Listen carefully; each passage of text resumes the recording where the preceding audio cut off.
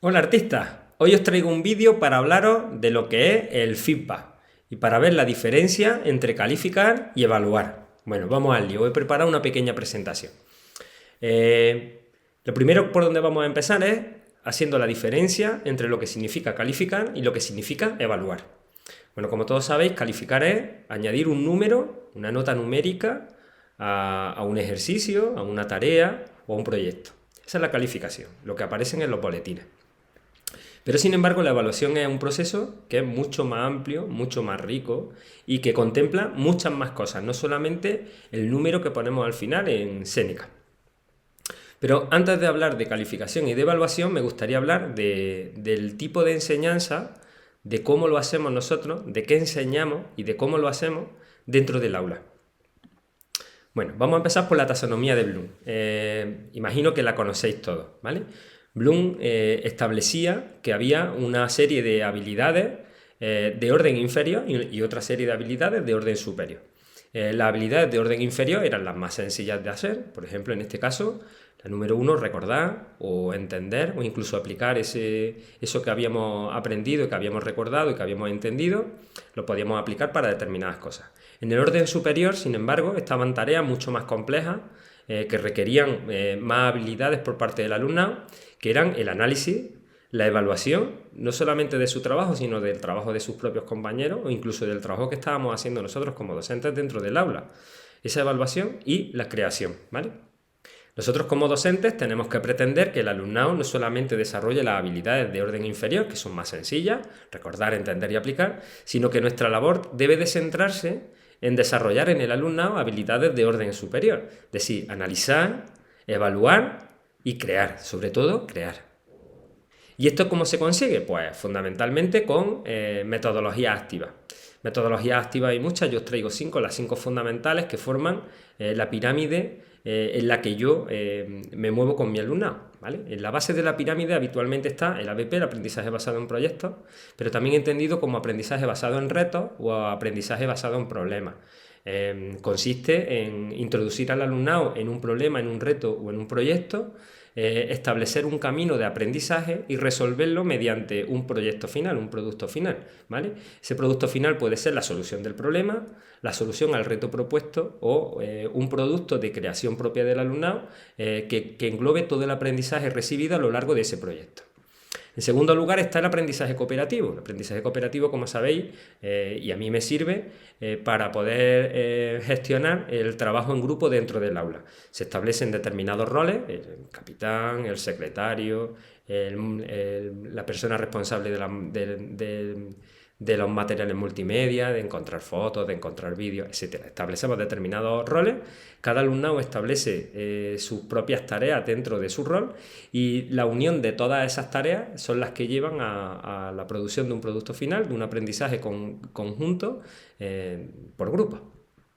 En tercer lugar está el flip learning, que en mi caso se trabaja a través de vídeos. Puede ser vídeos, pueden ser presentaciones, pueden ser podcasts, lo que vosotros consideréis. Lo que hacemos es que al alumnado le adelantamos parte de lo que nosotros consideramos que no es fundamental en nuestras clases, normalmente las explicaciones, para que ellos la hagan de manera autónoma, o bien en casa o bien en los primeros minutos de clase, que puedan verlas cada vez que lo necesitan y que puedan repetir esas explicaciones cada vez que quieran. Por el contrario, nosotros como docentes, nuestro papel fundamental va a estribar en que esos aprendizajes que ellos han hecho de manera autónoma a través de vídeos, de presentaciones o de audio, nosotros los vamos a poner en práctica dentro de nuestras clases con proyectos prácticos. Los vamos a llevar a la práctica. Y es ahí donde nosotros nos vamos a sentir útiles. Útiles porque de manera habitual el alumnado recibe las explicaciones en clase y lleva las tareas para casa. Esas tareas las hacen habitualmente de manera sola, autónoma y sola, en soledad. No son trabajos grupales en la mayoría de los casos y no tienen nunca la ayuda del docente para poderles resolver cualquier duda que les surja. En el flip learning es justo lo contrario. Ellos hacen de manera autónoma la parte de la explicación, mientras que en clase tienen nuestra ayuda y tienen a sus propios compañeros para poder hacer trabajos en grupo.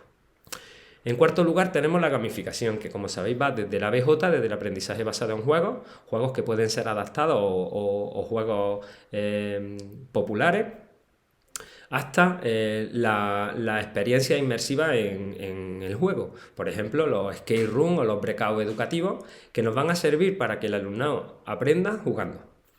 En último lugar, por último, el aprendizaje-servicio, el aprendizaje basado en eventos o el aprendizaje basado en desafíos. A mí me sirve muchísimo, por ejemplo, nosotros celebramos en el mes de abril, habitualmente todos los años, un evento que se llama el Musiqueando. Musiqueando es un concierto que hacemos en la calle por parte de todo el alumnado del centro, en el que tenemos que preparar, por ejemplo, los permisos para el uso de la vía pública, tenemos que solicitar un escenario, un equipo de sonido, hay que hacer escritos a la Delegación de Cultura y a la Delegación de Educación, avisamos, por ejemplo, a prensa y a radio, a prensa escrita y a radio, a televisiones. Preparan su cartel, preparan sus actuaciones, organizan el orden, montan todo el espectáculo, preparan la presentación de cada uno de los grupos, etcétera, etcétera, etcétera. Todo eso conlleva un montón de aprendizajes que yo lo utilizo en mis clases a través de eso, del aprendizaje basado en eventos, por ejemplo, ¿vale? Bueno, estas son las fundamentales.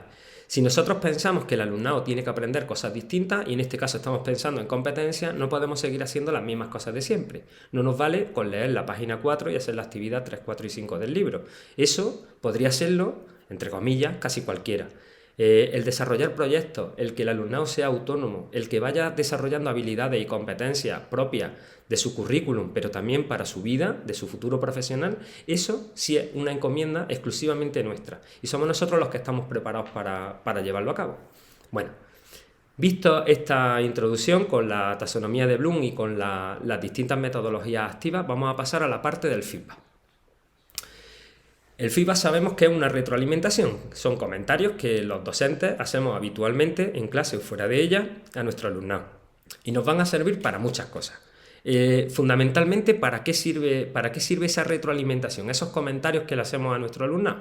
Bueno, primero podemos aumentar su productividad. Un comentario positivo puede hacer que el alumnado se sienta fuerte, contento, animado para poder seguir, para poder llevar a cabo la tarea que tuviera encomendada. Potencia sus puntos fuertes, claro, si nosotros estamos diciendo, oh, qué bien estás haciendo aquello, qué bien estás haciendo esto, oye, qué bien te funciona tal, o qué bien has hecho esto, claro, vamos potenciando sus puntos fuertes. Esto también está en relación, por ejemplo, con la inteligencia múltiple.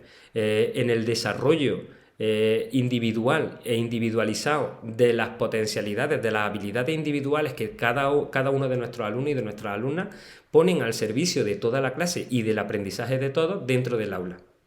Es posible que tengamos un alumno que es muy hábil con las tecnologías y otro que a lo mejor es muy hábil con los trabajos manuales, por poneros un ejemplo.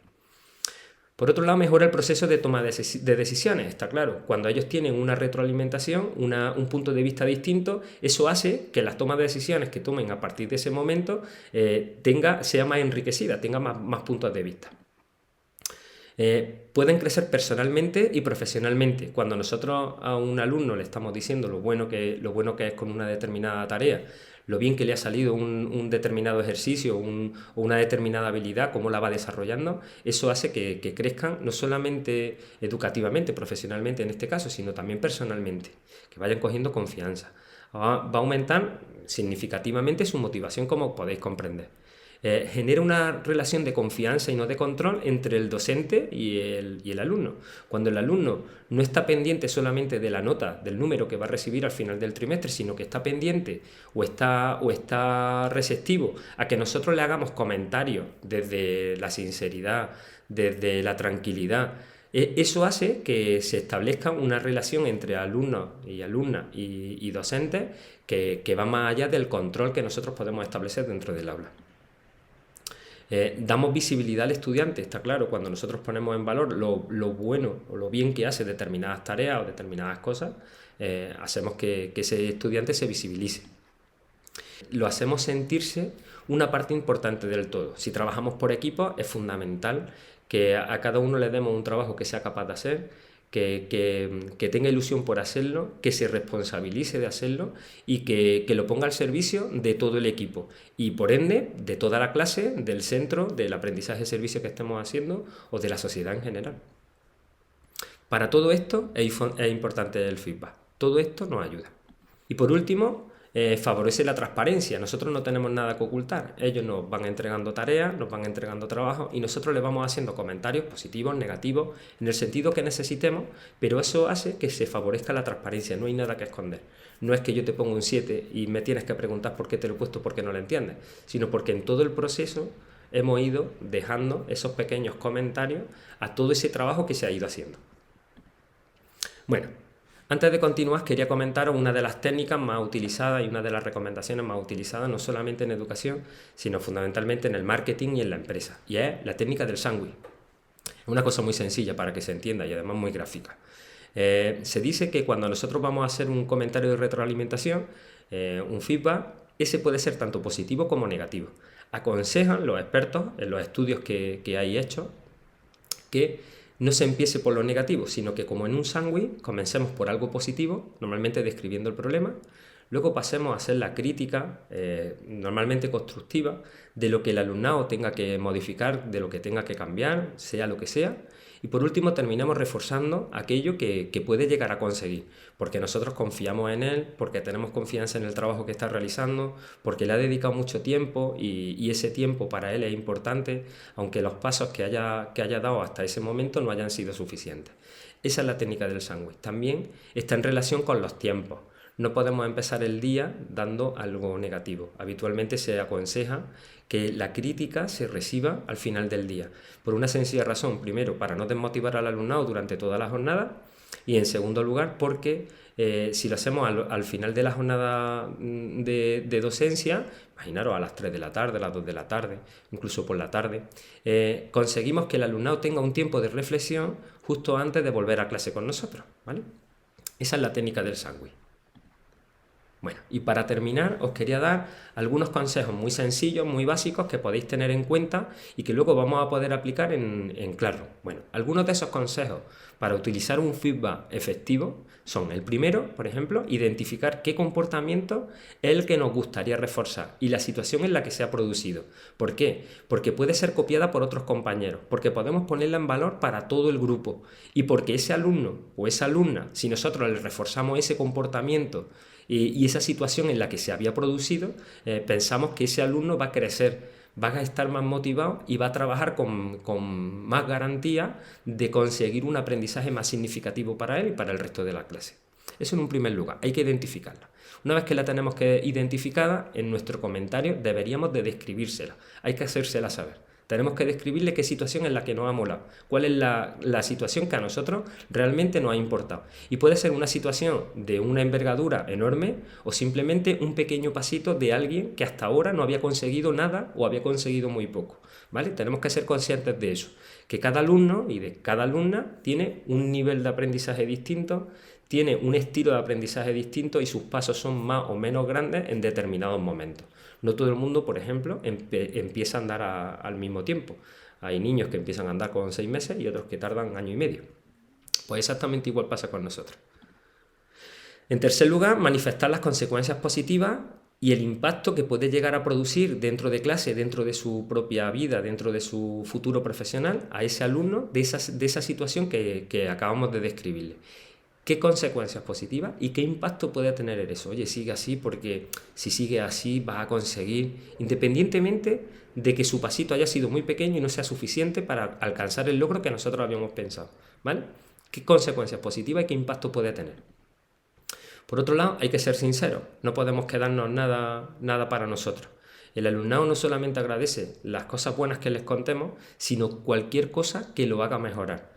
Y no tenemos que guardarnos nada, ¿eh? Hay que ser sinceros con todo lo que nosotros pensemos. Ahora bien, esa sinceridad hay que hacerla primero con un control emocional. No podemos volvernos locos y soltar en los comentarios cualquier cosa. Tenemos que tener ese control emocional, intentar hacerlo pensando en que pudieran ser nuestros hijos, que ese alumnado está esforzándose, que tiene por detrás una situación más o menos complicada, que tiene una familia más o menos pendiente, pero nosotros como docentes tenemos que mantener ese control emocional. En siguiente lugar, no atacar a la personalidad. No es culpa de su personalidad, es posiblemente culpa de unas circunstancias, sean las que sean, y tenemos que ser comprensivos con ellos, porque ha tenido poco tiempo, porque tiene muchas actividades por la tarde, porque la familia no está preocupada, porque ese día resulta que le dolía la cabeza, o mil razones a las que tenemos que estar abiertos. No podemos atacar precisamente a su personalidad, ¿vale? Y por último, el comentario que nosotros hagamos debe ser privado. Privado porque en público sabéis que no nos gusta a nadie recibir críticas y más de una manera abierta. Tenemos que intentar y procurar hacerlo de manera privada. Ya sabéis, describimos la situación, le manifestamos las consecuencias positivas y negativas de esa situación que a nosotros nos ha molado, le somos sinceros con las críticas que tengamos que hacerlas desde nuestro control emocional sin atacar a su personalidad y siempre en privado, ¿vale? A ser posible también ese comentario, ese feedback que terminemos, lo terminaremos siempre en positivo, intentando ayudarle al alumnado a entender que tiene que poner un poco más de su parte, pero que poniéndolo seguramente va a llegar, que será cuestión de tiempo, que será cuestión de dedicación, pero que al final, si se lo propone, lo conseguirá. Bueno, creo que con estos consejos y con lo que hemos hablado de feedback estamos preparados para empezar la siguiente tarea, que será realizar comentarios privados dentro de Classroom, una herramienta muy sencilla que nos ofrece esta misma posibilidad. Así que, bueno, espero que os haya gustado y que os ayude y nos vemos en el siguiente vídeo.